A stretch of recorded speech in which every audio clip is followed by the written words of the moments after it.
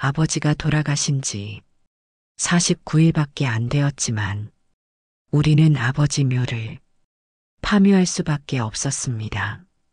관뚜껑은 정말이지 너무 느리게 열렸습니다. 기어이 뭔가가 튀어나올 것만 같은 서늘한 기척이 주변을 감싸고 있었습니다.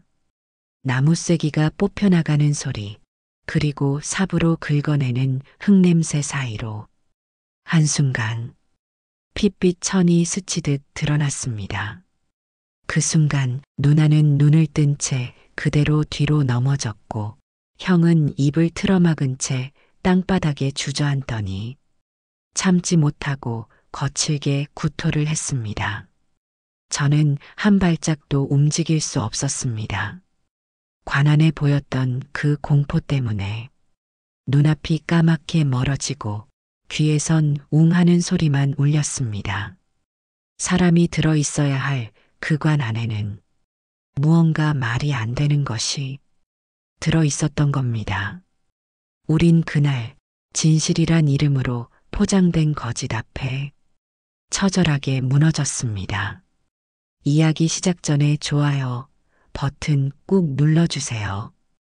그리고 어디서 듣고 계신지 적어주시면 감사드리겠습니다. 그럼 이야기 시작하겠습니다. 사람 일은 참 알 수 없습니다. 가족이라는 건 평생 안다고 생각하면서도 어느 순간에는 전혀 모르는 사람이 되어버리니까요. 저는 3남매 중 막내입니다. 아버지는 제게 늘 무겁고 조심스러운 존재였습니다. 사랑받지 못했다는 건 아닙니다. 나름 막내라고 다른 형제들보다 사랑도 더 많이 받고 자랐다고 생각합니다. 그렇다고 마음을 나눈 적이 있다고는 말 못하겠네요. 우리 사이에는 늘 보이지 않는 거리가 있었어요. 존경과 두려움, 사랑과 어색함이 뒤섞인 복잡한 감정의 거리가. 어머니는 제가 대학에 들어가기도 전에 돌아가셨습니다. 그날 이후 아버지는 혼자가 되었고 저희는 그 빈자리를 다들 조금씩 모른 척하며 살았습니다. 그때 우리에게 필요했던 것은 서로를 위로하고 의지하는 것이었지만 오히려 각자의 상처를 감추느라 더욱 멀어져만 갔어요. 형은 생계 핑계로, 누나는 아이들 키우느라 바쁘다는 이유로, 저는 막내라서 늘 눈치만 보며 거리를 뒀습니다. 사실 핑계였어요. 우리 모두 아버지와 어떻게 대화해야 할지, 어떻게 그분의 외로움을 달래드려야 할지 몰랐던 것입니다. 정기적으로 용돈을 보내고 명절이면 전화 한 통 드리는 것, 그게 우리 가족이 지켜온 예의이자 거리였습니다.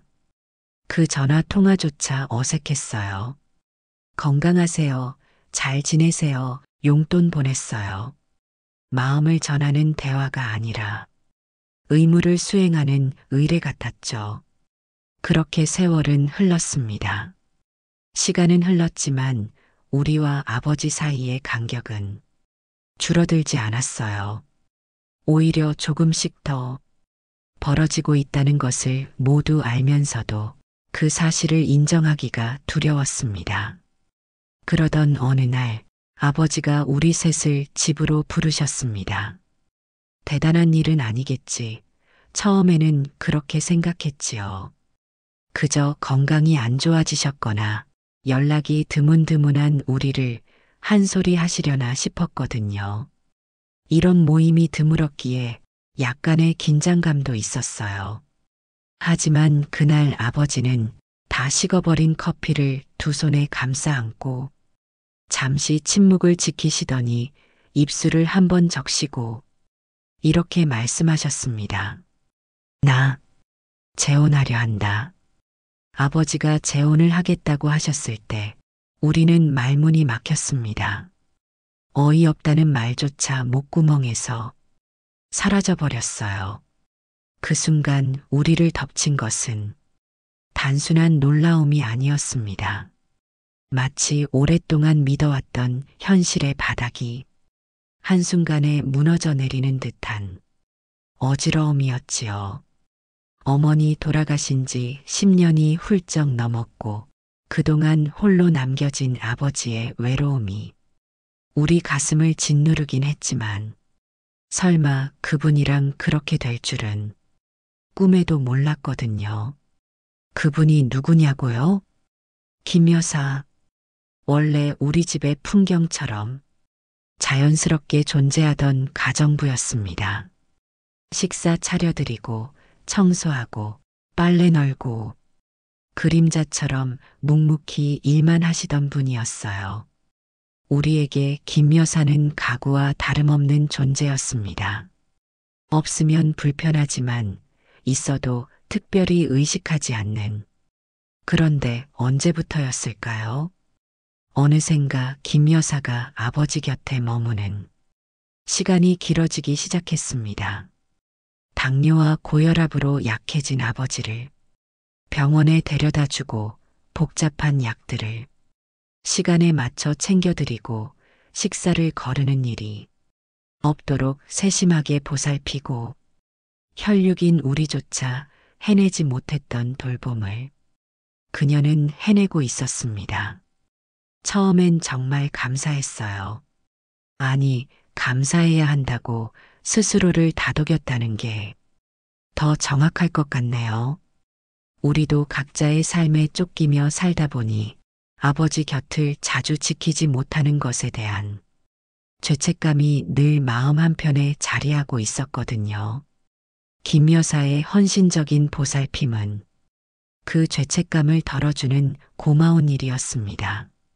하지만 그 고마움에 균열이 생기기 시작한 것은 김 여사가 아버지 방에 자신의 물건들을 하나둘 들여놓기 시작했을 때부터였어요. 냉장고 안 김 여사 손맛이 밴 반찬들, 욕실 선반 위에 낯선 화장품들. 이 모든 변화들이 우리에게는 조용한 침입처럼 느껴졌습니다. 마치 우리 가족의 영역이 조금씩 점령당하고 있다는 불편한 감정이 밀려왔죠. 그러다 어느 날 아버지가 조심스럽게 말문을 여셨어요. 나 김 여사랑 같이 살기로 했다. 그 말씀을 들은 순간 우리는 서로의 얼굴에서 같은 당혹감을 읽었습니다. 재혼이라는 직접적인 단어는 피하셨지만 그 무거운 침묵 속에서 우리는 모든 것을 이해할 수 있었지요. 아버지의 결정에 대해 무엇인가 말해야 할 것 같았지만 과연 우리에게 그럴 자격이 있는지 확신할 수 없었습니다. 그렇게 김 여사는 아버지의 아내라는 새로운 지위를 얻었습니다. 우리는 예의상 그녀를 어머니라고 불렀습니다. 하지만 그 호칭을 입에 올릴 때마다 목구멍 어딘가에서 걸리는 이물감을 지울 수 없었어요. 겉으로는 가족이 되었지만 속으로는 여전히 서로에게 낯선 존재로 남아 있었던 것이죠. 하지만 그 낯설음을 누구 하나 먼저 꺼내진 않았습니다. 형은 늘 그렇듯 묵묵했고 누나는 분위기를 맞추려 애썼고 저는 그 틈에서 늘 중간 역할을 했죠. 우리는 다들 알고 있었습니다. 말이 없어도 서먹해도 그래도 우린 가족이니까라는 의무감 같은 것이 어디선가 우리를 붙잡고 있었단 거요. 그 무렵 누나가 말했습니다. 우리 요즘 너무 각자 살지 않니? 아버지도 그런 얘기 자주 하셨잖아. 셋이 얼굴 좀 자주 보라고. 형도 마지못해 고개를 끄덕였고 결국 그 말 한마디가 시작이 되어 우리는 오랜만에 함께 제주도로 가족여행을 떠나게 됐습니다. 정말 오랜만에 함께 웃고 바닷바람을 맞으며 낡은 이야기들로 추억을 쌓고 회 한 점에 술잔을 나누며 그렇게 평온한 시간을 보내고 있었습니다. 시간이 흐르고 우리 형제들은 오랜만에 제주도로 가족여행을 떠났습니다. 정말 오랜만에 함께 웃고 바닷바람을 맞으며 추억을 쌓고 회 한 점에 술잔을 나누며 그렇게 평온한 시간을 보내고 있었습니다. 그 순간만큼은 각자의 삶에 쫓겨 뿔뿔이 흩어져 지내던 우리가 다시 하나의 가족이 된 것 같았어요. 그날 오후 숙소에서 쉬고 있을 때 전화벨이 울렸습니다. 화면에 새어머니라는 글자가 떠오르는 순간 설명할 수 없는 불길한 예감이 가슴을 조여왔지요. 전화를 받자 김 여사의 목소리가 들려왔습니다. 그녀 특유의 무뚝뚝함이 더욱 차갑게 느껴졌어요. 네 아버지 돌아가셨다.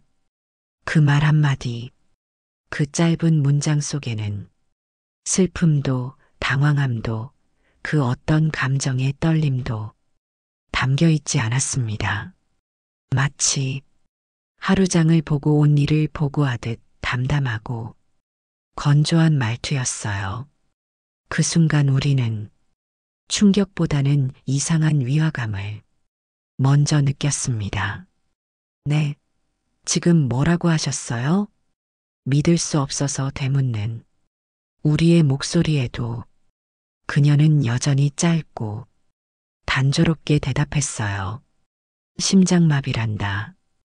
장례 준비 중이다. 니들 제주도에 있지? 어서들 서둘러 오너라. 그날 밤 형제들은 하나같이 말을 잃었습니다. 당장 돌아가야 한다는 마음만 간절했지만 하지만 하늘이 우리를 가로막고 있었습니다. 제주도에 내린 태풍주의보로 모든 비행편이 결항된 상황이었죠. 우리는 무력감에 휩싸였습니다. 아버지의 마지막 순간을 지켜드리지 못한다는 것, 그리고 그 모든 것이 김 여사의 손에 맡겨져 있다는 것이 견디기 어려웠어요. 그렇게 저희 가족은 4일 만에 겨우 비행기를 탈 수 있었는데 어이없게도 모든 장례 절차가 끝났다는 연락을 받고 서둘러 아버지 집으로 향했습니다. 문을 여는 순간 우리를 맞이한 것은 낯선 사람들이었습니다. 거실에 앉아 있는 그들은 김 여사의 자식들이었어요. 마치 이 집의 주인이 된 것처럼 자연스럽게 자리하고 있는 그들의 모습에서 우리는 이미 모든 것이 달라졌음을 직감했습니다. 우리가 아이 시절부터 뛰놀던 이 공간에서 이제 우리가 이방인이 된 것 같았어요. 김 여사는 우리의 당혹감 따위는 아랑곳하지 않는 듯 담담하게 말했습니다. 이미 장례는 끝났어. 아버님 유언대로 조용히 치렀다. 그 말을 들은 순간 우리 안에서 여러 감정이 뒤엉켰습니다. 아버지를 잃은 슬픔, 마지막 인사도 못한 억울함, 그리고 뭔가 중요한 것을 놓쳤다는 불안감이 한꺼번에 밀려왔어요. 가족이 있는데 왜 우리 없이 장례를 치르셨어요? 아무리 급하다 해도 저희한테 한마디 상의 없이 어떻게 그럴 수가. 김 여사의 대답은 더욱 우리를 당황하게 만들었습니다. 갑자기 돌아가신 것도 그렇고 니들에게 연락도 했다. 근데 날씨가 안 좋아서 비행기가 못 떴다며? 장례식장 다 잡고 진행하고 있었는데 그럼 어떡하냐? 나도 어쩔 수 없었다. 잘 보내드렸으니 그리 알아라. 그런데 너무 담담했습니다. 아버지를 떠나보낸 사람의 목소리라고는 믿기 어려울 정도로 차분했어요. 애통함도 미안함도 없었습니다. 슬픔이 사라진 자리에는 오히려 무표정한 정리만이 있었습니다. 마치 오래된 집안 물건을 처분하는 일을 보고하는 것 같았어요. 며칠 뒤 김 여사는 우리 형제들을 따로 불렀습니다. 그 순간의 긴장감을 지금도 생생히 기억합니다. 뭔가 중대한 발표가 있을 것 같은 예감이 있었거든요. 그리고 서류를 하나 내밀었습니다. 이건 아버님이 살아계실 때 작성하신 유언장이다. 공증도 받았어. 그 문서에는 아버지의 이름과 인감도장이 또렷하게 찍혀 있었습니다. 우리가 너무나 잘 아는 그 도장, 중요한 서류에만 사용하시던 그 도장이요. 내용은 잔혹할 만큼 단순했습니다. 내전 재산은 김미숙에게 모두 양도한다. 서류 아래에는 공증 담당 변호사의 이름과 도장까지 선명하게 찍혀 있었습니다. 법적으로 완벽한 문서였어요. 우리는 할 말을 잃었습니다. 그 순간 느낀 것은 단순한 놀라움이 아니었습니다. 마치 아버지라는 사람을 처음 만나는 것 같은 낯설음이었어요. 평생 우리가 알고 지낸 아버지는 과연 누구였을까 하는 의문이 물결처럼 밀려왔습니다. 누나가 조용히 하지만 떨리는 목소리로 말했습니다. 그럼 우리한텐 아무 말씀도 없이 그냥 그렇게 다 넘기신 건가요? 김 여사는 차분히 고개를 끄덕였습니다. 그 고개짓에서 우리는 어떤 감정에 동요도 읽을 수 없었어요. 난 그저 그 뜻을 따른 것뿐이다. 그 말 속에는 변명도 위로도 없었습니다. 그저 기계적인 사실 전달뿐이었어요. 자식들은 아버지의 의외의 결정에 너무나도 비통해하며 그동안 우리가 믿어왔던 모든 것들이 허상이었는지 자문해야 했습니다. 아버지의 사랑, 가족의 의미, 그리고 우리 존재의 가치까지 모든 것이 의심스러워졌어요. 마음속 어딘가가 휑했습니다. 무언가를 잃은 건 분명한데 그게 아버지인지 아니면 우리가 믿고 지켜온 가족이라는 틀이었는지조차 잘 모르겠더라고요. 형은 그날 이후 말수가 줄었고 누나는 하루에도 몇 번씩 사진첩을 들여다보다 조용히 한숨을 쉬곤 했습니다. 저 역시 멍하니 아버지 사진을 바라보며 아무 말 없이 사진을 넣었다 뺐다를 반복했지요. 그렇게 며칠이 흘렀습니다.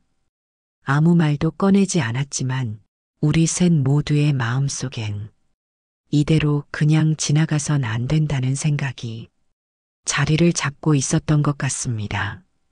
그러던 어느 날 형이 조심스럽게 입을 열었습니다.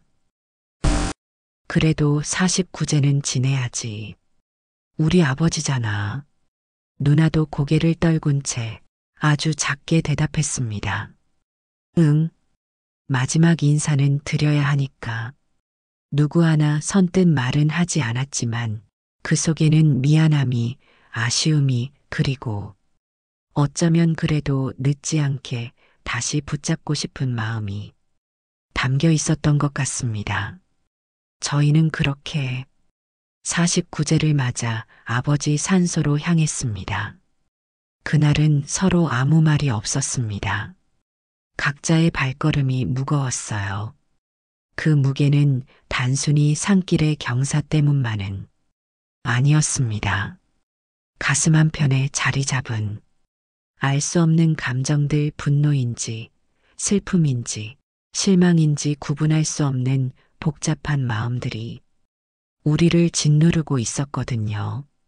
아침이었지만 봉분 아래에는 안개가 내려앉아 희뿌연 기운이 감돌고 있었습니다. 마치 현실과 비현실 사이의 경계가 흐려진 것 같았어요. 누나가 가방에서 조심스럽게 향을 꺼냈습니다. 그 손짓 하나하나가 의례적이면서도 간절했어요. 형은 국화꽃을 들고 있었고 막내인 나는 묵직한 마음으로 절을 올릴 준비를 하고 있었습니다. 우리는 모두 같은 마음이었을 것입니다. 이곳에서만큼은 모든 복잡한 감정을 잠시 내려놓고 그저 아버지의 자식으로 돌아가고 싶다는 마음 말이에요.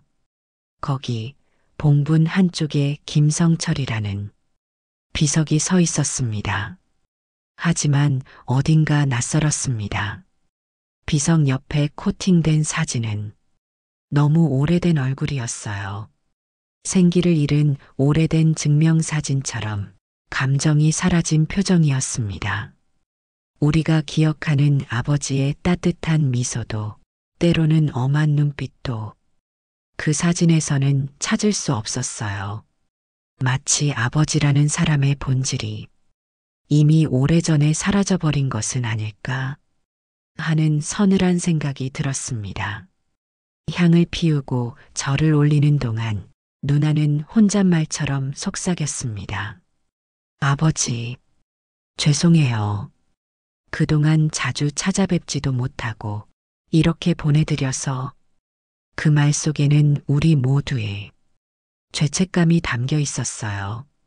과연 우리가 더 자주 찾아뵈었다면, 더 관심을 가져드렸다면 아버지의 마지막 결정이 달라졌을까 하는 후회가 말이죠. 형도 입술을 꾹 깨물며 비석 앞에 무릎을 꿇었습니다. 그 재산, 사실 관심 없었어요, 아버지. 근데 왜 마지막 순간에 우리를 밀어내셨어요? 저희를 오해하고 떠나셔서 너무나 슬픕니다.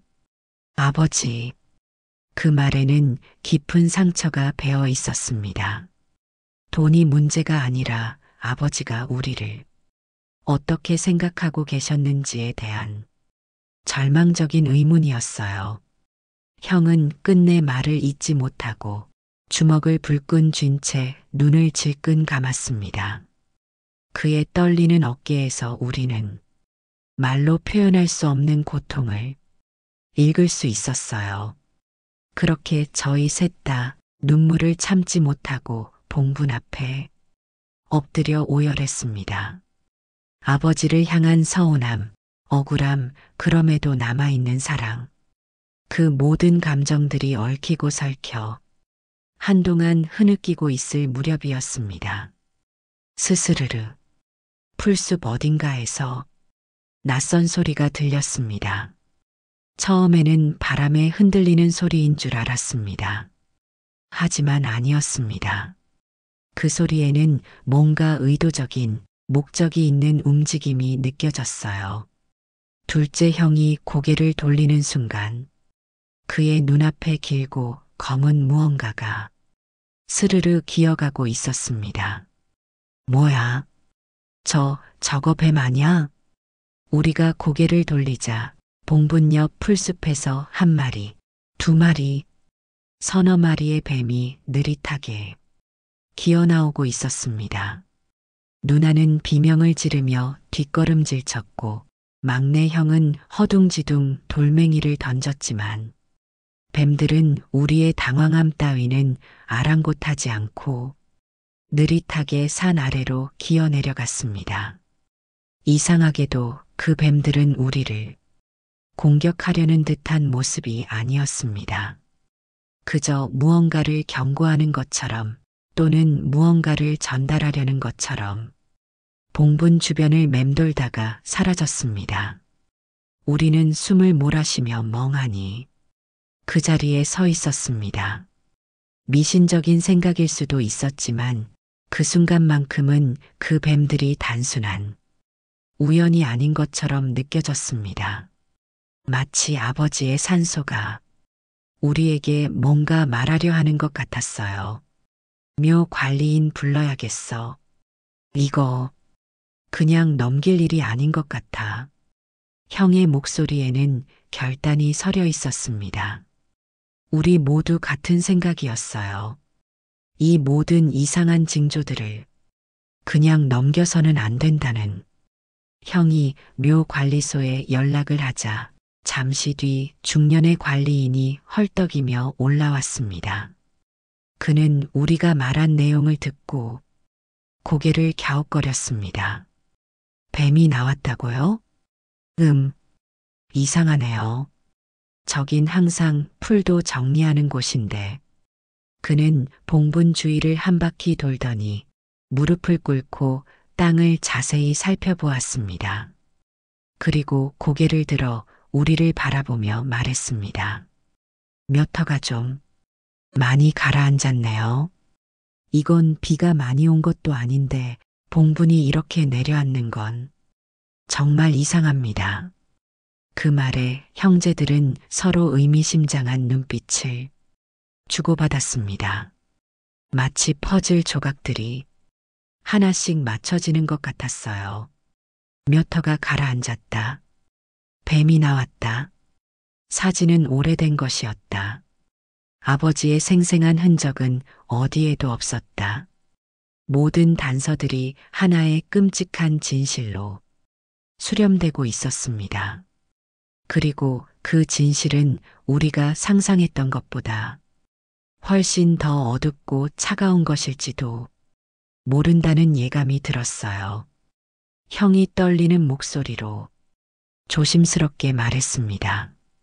이 묘, 한번 다시 파보면 안 될까요?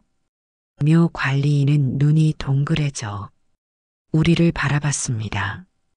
그 말이 얼마나 터무니없는 요청인지 또 얼마나 무례한 말인지 누구보다도 우리가 더 잘 알고 있었습니다. 하지만 이미 여기까지 온 이상 이대로 돌아갈 수는 없었습니다. 우리는 담담한 표정을 지으려 애썼지만 속은 이미 산산조각 나 있었습니다. 이 묘 앞에서 우리는 슬픔보다 더 깊은 무언가를 마주하고 있었던 겁니다. 그는 한참을 말없이 우리를 바라보다가 마침내 무겁게 고개를 끄덕였습니다. 정식 절차를 거치겠다며 묘지 사무소에 연락을 넣고 인부들과 굴착 장비를 부르기로 했습니다. 해는 저물고 있었습니다. 산등성이에 붉은 노을이 깔릴 무렵 굵은 삼날이 봉분을 찍는 소리가 땅에 울려 퍼졌습니다. 퍼! 퍼! 땀 섞인 흙냄새와 함께 땅이 서서히 벌어지기 시작했습니다. 우리 형제들은 말을 잃고 그저 땅을 파내려가는 모습을 숨죽인 채 바라보고 있었습니다. 한 삽, 또 한 삽, 흙이 파헤쳐질 때마다 마음속에 켜켜이 쌓여있던 의심과 불안 그리고 감춰졌던 기억들이 함께 무너져 내리는 것 같았습니다. 점점 드러나는 관, 마치 오랫동안 땅속에서 우리를 기다리고 있었던 것처럼 검고 각이 잡힌 관 뚜껑이 조용히 모습을 드러냈습니다. 우리 셋은 본능적으로 서로의 손을 붙잡았습니다. 누구도 입을 열지 않았고 누구도 눈을 돌리지 않았습니다. 누나는 손등에 흙이 튀는 것도 잊은 채 눈을 떼지 못했고 형은 이를 악물고 깊게 숨을 들이쉬었고 저는 아버지의 이름을 속으로 부르고 있었습니다. 그리고 관 위에 얹힌 나무 쐐기가 뽑히고 뚜껑이 천천히 아주 천천히 열리는 그 순간 피로 짙게 물든 붉은 천, 뒤엉킨 털과 짐승의 형체, 사람이 있어야 할 자리에 놓인 것은 검붉게 부패한 돼지 한 마리의 사체였습니다. 그 광경 앞에서 우리는 아무 말도 할 수 없었습니다. 누나는 뒷걸음질치다 그대로 넘어져 버렸고 형은 속을 토하듯 거칠게 숨을 몰아쉬었으며 나는 머리가 땅으로 꺼지는 느낌에 어지럽게 휘청였습니다. 세상이 무너지는 소리란 게 있다면 바로 그 순간이었을 겁니다. 그 안에 들어있던 것은 아버지가 아니었습니다. 붉은 천에 덮인 채 썩어가는 돼지 사체가 관 안에 놓여 있었던 것입니다. 그 순간 우리가 느낀 것은 단순한 충격을 넘어선 것이었어요. 현실에 대한 모든 인식이 산산조각 나는 듯한 절망감이었습니다. 누나는 비명을 지르며 뒤로 나자빠졌고 형은 토악질을 하며 땅을 짚고 주저앉았습니다. 형은 하늘을 올려다보며 한참을 숨을 고르더니 벌벌 떨리는 손으로 휴대폰을 꺼냈습니다.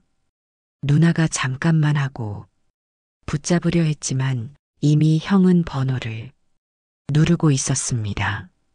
통화음이 한 번, 두 번 울리고 곧 김 여사의 차분한 목소리가 들려왔습니다.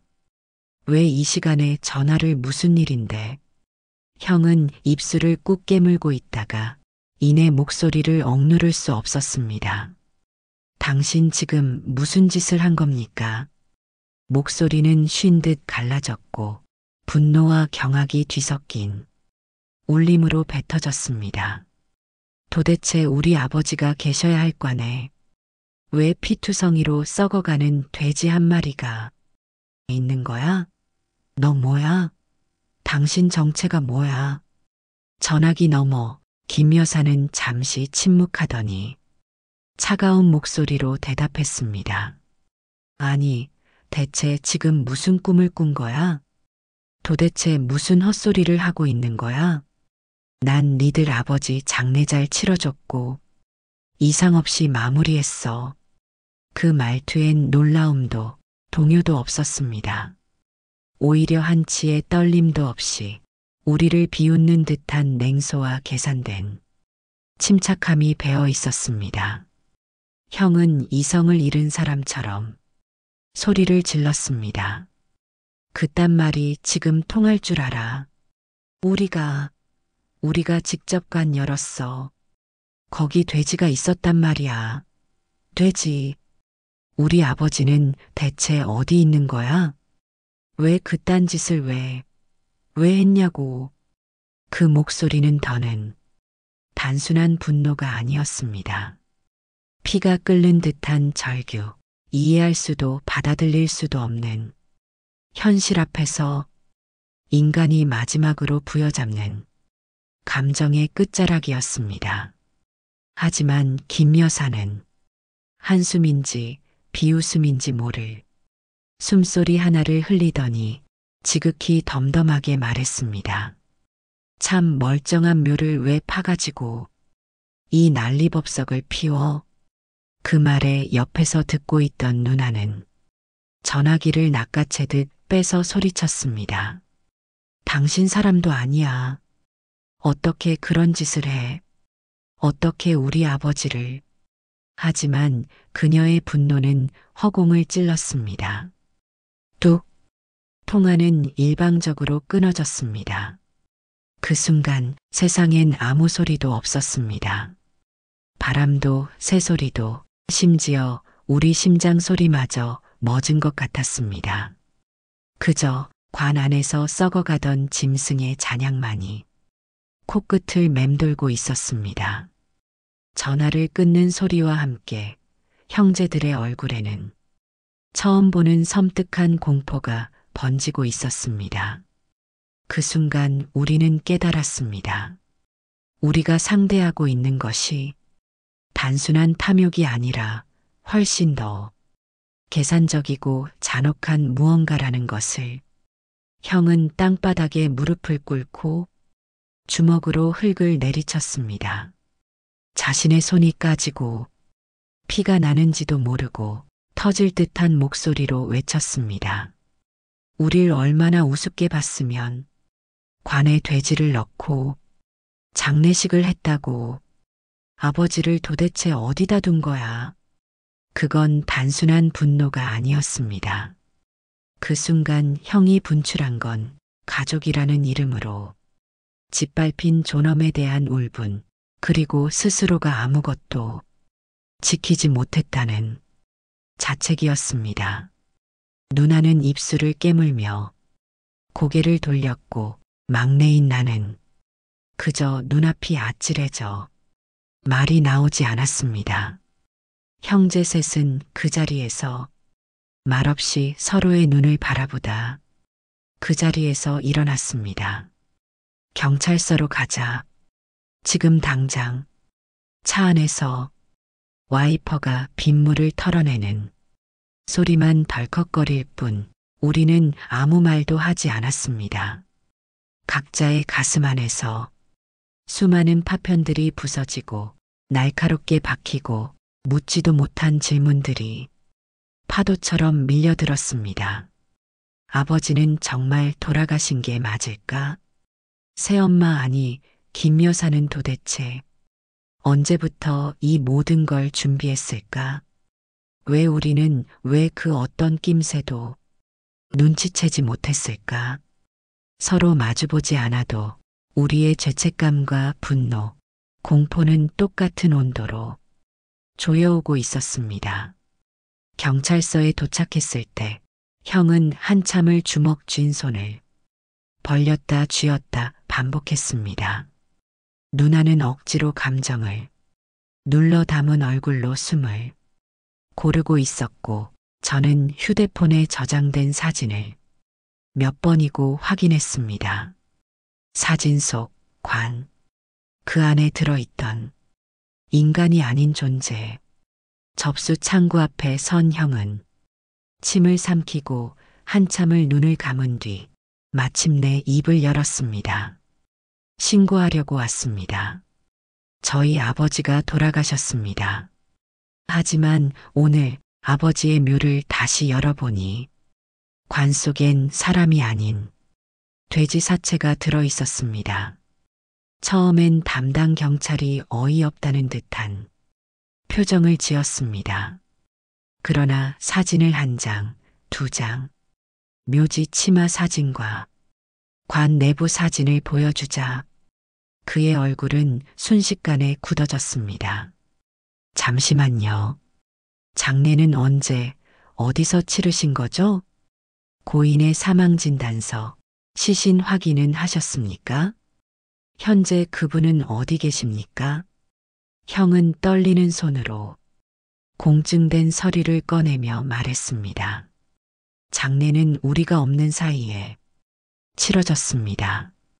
아버지의 재혼 여성과 그녀의 자식들이 단독으로 치렀고요. 우리는 아버지의 시신을 단 한 번도 직접 본 적이 없습니다. 이 유언장도 그들 쪽에서 내민 서류입니다. 그 순간 경찰의 시선이 바뀌었습니다. 처음의 황당함은 사라지고 대신 형사 특유의 냉철한 직감이 그 얼굴에 자리 잡기 시작했습니다. 그리고 마침내 경찰 조사망을 통해 확인된 결과 김 여사와 그 자식들이 자취를 감췄습니다. 그 말에 우리 셋은 말문이 막혔습니다. 며칠 전 집은 매도됐고 아들 명의의 가게는 폐업됐으며 세 사람 모두 휴대전화가 꺼진 상태입니다. 경찰이 서류를 정리하던 손을 멈추고 조용히 고개를 들었습니다. 이건 단순한 상속 문제가 아닙니다. 고인의 행방이 확인되지 않는 상황에서 장례가 조작됐고 당사자들이 도주한 정황까지 있다면 사망 위장 혹은 더 심각한 가능성까지 염두에 둬야 합니다. 우리의 눈빛이 동시에 굳었습니다. 그제서야 알았습니다. 우리는 지금 단순한 유산 문제가 아니라 사라진 생명 하나와 그것을 둘러싼 거대한 범죄의 중심에 서 있었다는 걸. 그날 밤 형제들은 각자 집으로 돌아갔지만 그 어떤 이도 눈을 붙일 수 없었습니다. 누나는 소파에 앉은 채 사진첩을 꺼내 아버지의 모습을 바라보았습니다. 그 사진 속 아버지는 여전히 따뜻한 미소를 지고 계셨어요. 과연 이 아버지가 우리를 이렇게 배신하실 분이었을까? 하는 의문이 계속 맴돌았습니다. 둘째 형은 인터넷을 샅샅이 뒤져 장례 법규를 정독하고 있었고, 막내 형은 조용히 컴퓨터 앞에 앉아 새엄마 가족의 이름으로 된 부동산 등기부등본을 하나씩 확인하고 있었습니다. 우리는 모두 각자의 방식으로 진실을 찾으려 애쓰고 있었어요. 그리고 형은 경찰서에서 돌아오며 혼잣말처럼 중얼거렸습니다. 아버지는 돌아가신 게 아닐지도 몰라. 그렇지 않고서야 왜 돼지를 관에 넣었겠냐. 그 순간 차가운 진실이 모두의 등 뒤로 스멀스멀 다가오고 있었습니다. 만약 아버지가 살아계신다면? 그렇다면 이 모든 것은 누구의 계획이었을까요? 며칠 뒤 경찰은 전국 수배령을 내렸습니다. 수사는 빠르게 진행됐고 그만큼 놀라운 사실들도 속속 드러났습니다. 김 여사 명의로 된 집은 이미 2주일 전에 매매 계약이 끝났고 그녀의 자식들 명의로 된 상가와 가게는 폐업 처리된 상태였습니다. 거래 내역을 추적해 보니 며칠 전부터 현금 인출이 반복적으로 이루어졌고 마지막 출금은 강원도 인근의 한 ATM에서 이루어졌다는 사실이 확인됐습니다. 경찰이 김 여사의 거주지를 찾았을 때 집안은 살림의 흔적조차 없이 깨끗하게 정리된 상태였습니다. 벽엔 못 하나 남아있지 않았고 냉장고엔 물 한 병조차 들어있지 않았다고 했습니다. 마치 누군가 철저하게 흔적을 지우고 떠난 뒤처럼요. 우리는 그제야 실감했습니다. 이 일은 단순한 충동적인 범죄가 아니었다는 걸. 철저히 준비된 치밀한 계획 아래 벌어진 일이었단 걸요. 그리고 새벽 5시 고속도로 휴게소에서 김 여사의 아들이 체포됐다는 연락이 왔습니다. 그 순간 형제들의 마음에는 복잡한 감정이 교차했어요. 한편으로는 안도감이, 다른 한편으로는 이제 진짜 진실과 마주해야 한다는 두려움이 밀려왔습니다. 김 여사는 체포 당시 놀랄 정도로 침착한 얼굴이었습니다. 눈물도 당황도 없었습니다. 마치 오래전부터 이 순간을 기다린 사람처럼, 아니 더 정확히 말하면 이미 모든 것을 포기한 사람처럼 보였어요. 경찰서 조사실. 형제들은 수사관의 동의를 얻어 유리창 너머로 그녀를 지켜보았습니다. 그 유리 한 장을 사이에 두고 우리는 그동안 알지 못했던 진실의 무게를 느끼고 있었어요. 김 여사는 묻지도 않았는데 말문을 열었습니다. 그래요. 내가 한 짓 맞아요. 내가 그 인간 장례도 치렀고 공증도 받았고 그리고 관에다 돼지를 넣은 것도 나예요. 형제들은 분노로 몸을 떨었습니다. 하지만 동시에 묘한 허탈감도 느꼈어요. 우리가 그토록 찾아 헤맸던 답이 이렇게 담담하게 마치 일상적인 일처럼 털어놓아지는 것에 대한 당황함이었습니다. 하지만 그녀의 말은 거기서 끝이 아니었습니다. 왜 했냐고요? 그 인간이 날 배신했거든요. 몇 년을 내가 옆에서 병간호했는데 마지막에 그 인간이 말하더군요. 내가 뭘 하든 재산은 자식들에게 줄 거다. 한 푼도 줄 수 없다고. 내가 헛것봤나 싶더라. 그 인간 표정, 그 말투, 참 어이가 없더라고. 그 순간 형제들은 충격을 받았습니다. 아버지가 우리를 버리신 것이 아니라 오히려 우리를 지키려 하셨다는 것을, 그리고 그것이 김 여사의 분노를 촉발시켰다는 것을 경찰은 조심스럽게 물었습니다. 그럼 김성철 씨는 지금 어디 있습니까? 그 순간 김 여사의 얼굴에 처음으로 미세한 동요가 스쳤습니다. 그 동요는 죄책감인지 두려움인지 아니면 마지막 남은 인간성의 말로인지 알 수 없었어요. 그 인간 죽진 않았어요. 형제들 모두 숨이 멎는 듯한 느낌을 받았습니다. 그 한마디가 우리의 세계를 다시 한번 뒤바꿔 놓았거든요. 그냥 아주 깊은 산속에 어차피 몇 달이면 죽을 줄 알았어. 약도 끊고 밥도 안 주면 버티겠나 싶었지. 형제들은 자리에서 벌떡 일어났습니다. 분노와 절망, 그리고 한 줄기 희망이 뒤섞인 복잡한 감정이 폭발했어요. 김 여사는 고개를 숙이며 말했습니다. 거기 절대 사람 못 찾는 산이에요. 내가 몇 번 들어갔다 나올 때도 발에 줄을 매달고 들어갔으니까. 그녀는 눈을 감으며 마지막으로 중얼거렸습니다. 그 목소리에는 변명과 자기 합리화, 그리고 깊숙한 원망이 뒤섞여 있었어요. 잘못한 거 알아요. 근데 나만 그런 거예요? 걔네들 자식들이라는 사람들. 아버지 입원했을 때 한 번이라도 제대로 찾아왔어요? 내가 먹이고 씻기고 말벗 해드리고 가족이란 이름으로 다들 손 놓고 있었잖아. 근데 내가 죄인이야? 그 말들이 형제들의 가슴을 날카롭게 찔렀습니다.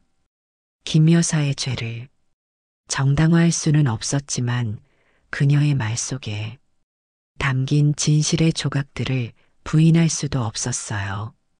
그날 밤 형제들은 각각의 기억을 떠올렸습니다.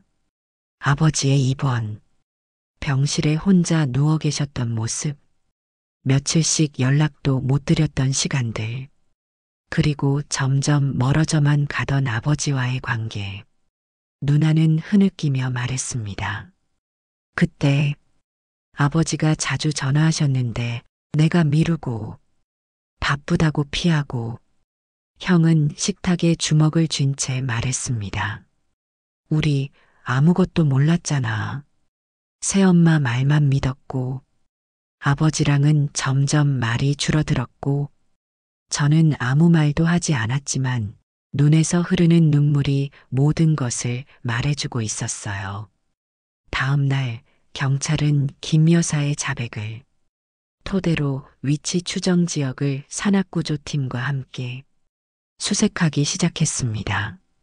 경기도 외곽 헬기조차 뜨기 힘든 깊은 산중이었어요.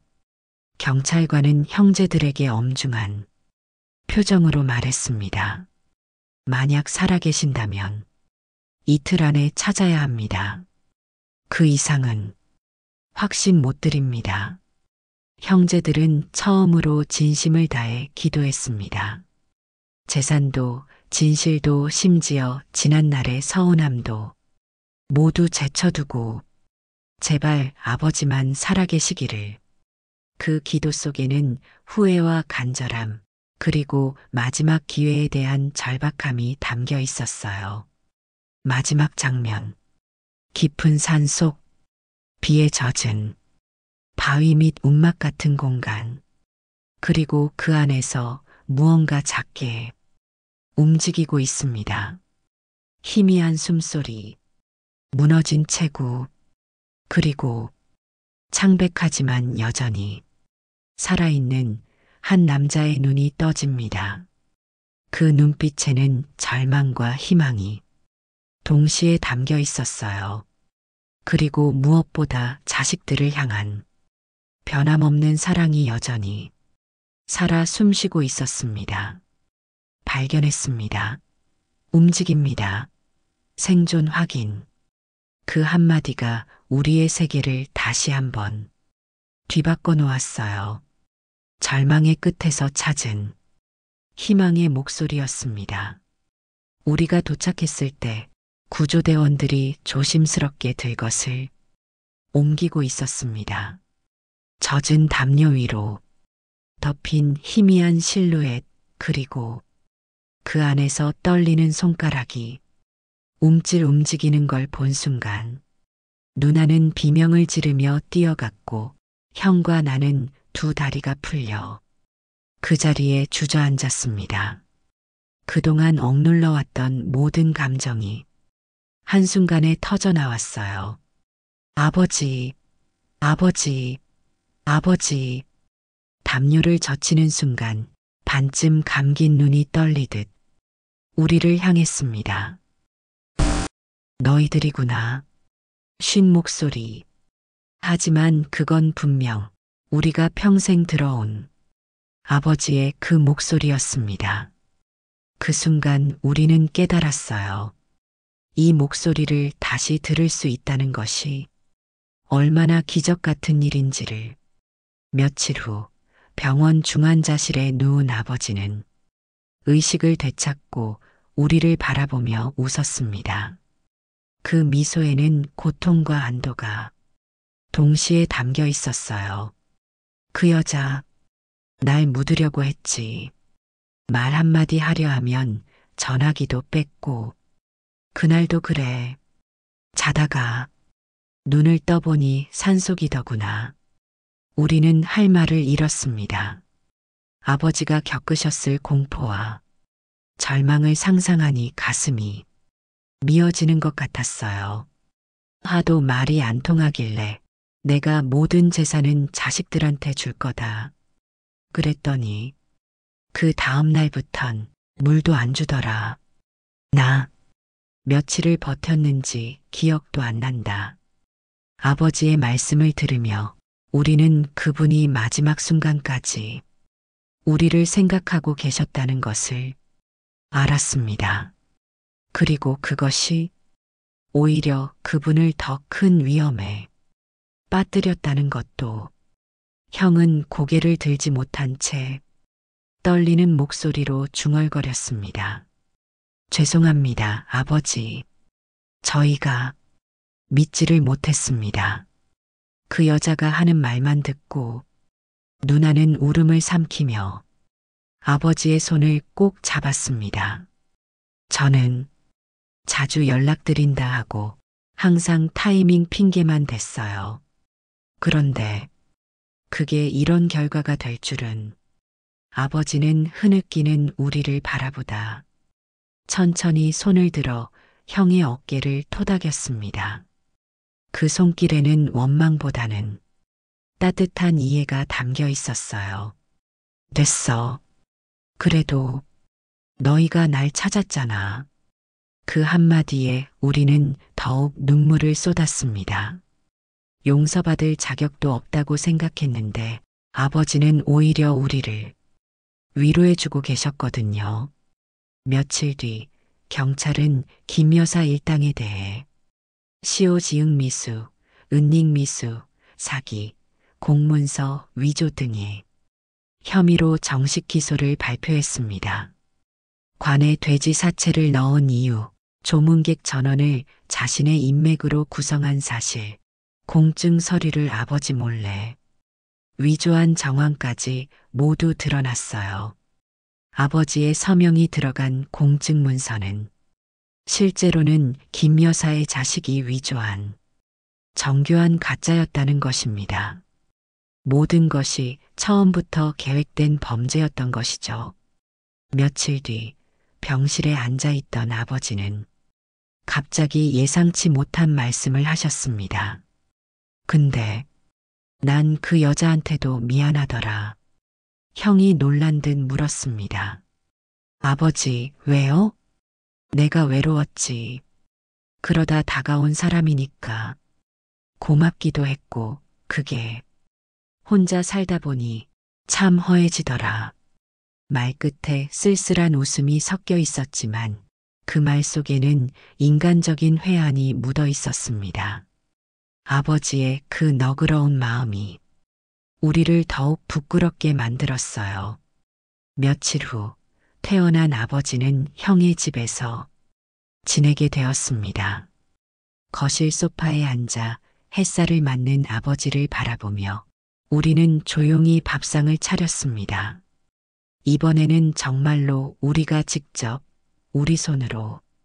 아버지는 한 숟갈을 뜨시며 감격스러운 표정으로 말씀하셨습니다.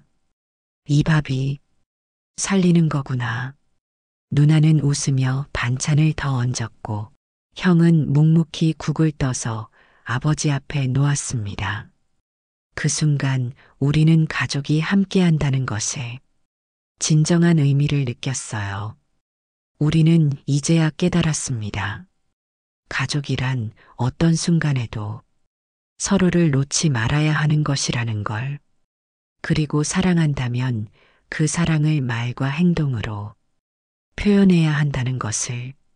그리고 우리는 알고 있습니다. 이제 진짜 중요한 것이 무엇인지를. 재산도 체면도 아닌 서로를 아끼고 보살피는 마음이야말로 가족이 가져야 할 가장 소중한 보물이라는 것을. 오늘의 이야기였습니다. 이야기가 마음에 와 닿으셨다면 구독과 좋아요 꼭 부탁드립니다. 새로운 이야기로 찾아뵙겠습니다. 감사합니다.